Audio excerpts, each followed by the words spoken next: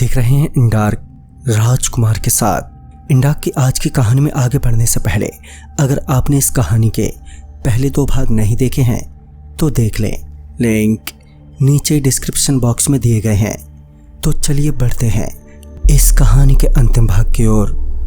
उसके मुंह से मेरा नाम सुनते ही मैं हैरान हो गया, क्योंकि वो सामने पड़ी लड़की की आवाज़ थी जो उज्ज्वला की जैसी थी, मगर वो उज्ज्वला से भी कहीं ज़्यादा सुंदर थी। मेरी निगाहें अभी उस लड़की पर थीं। इसी बीच एक जिन चिल्लाते हुए मेरी तरफ बढ़ा। उसके हाथों में कोई चमकती हुई तलवार जैसी चीज़ थी। वो मेरी तरफ बढ़ ही रहा था कि वो लड़की एकदम से उठी और मेरे से आकर एकदम से लिपट गई। उसके लिपटते ही पल भर के लिए अंधेरा हो गया, और जब अंधेरा छटा तो देखा कि वो लड़की मेरा हाथ पकड़े भागे जा रही है।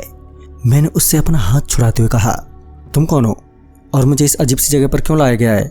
इस पर वो लड़की बोली, देखो अभी ये सब बताने का जरा सा भी वक्त नहीं है। बस तुम इतना समझ लो कि तुम्हारी जान खतरे में है। अगर जल्दी ही तुम हमारी दुनिया से बाहर नहीं निकले तो मार जाओगे।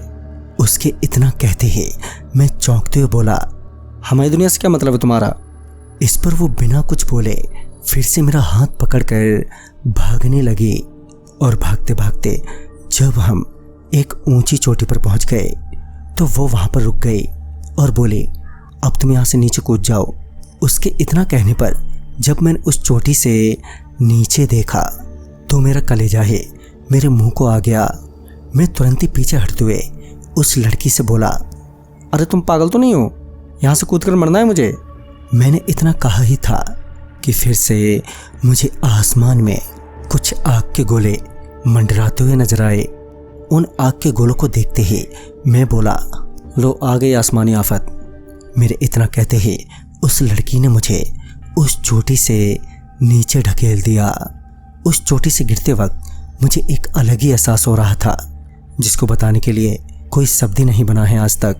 खैर, जैसे ही मैं नीचे गिरा तो सब कुछ एकदम से बदल गया, और मैं वापस उसी बस स्टैंड पर अपने आप को लेटा पाया।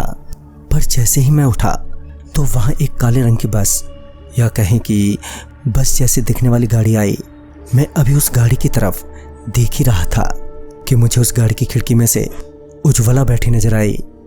मैं तुरंत ही उस गाड़ी में चढ़ गया और उज्ज्वला के पास जाकर उससे बोला, तुम कहाँ चली गई थी? मालूम है तुम्हें, तुम्हारे चक्कर में मैंने कितने लात घूंसे खाए हैं। इस पर उसने कहा, देखो मैं एक परी हूँ और ये मेरी दुनिया नहीं है। तुम्हारी जान अभी भी खतरे में है।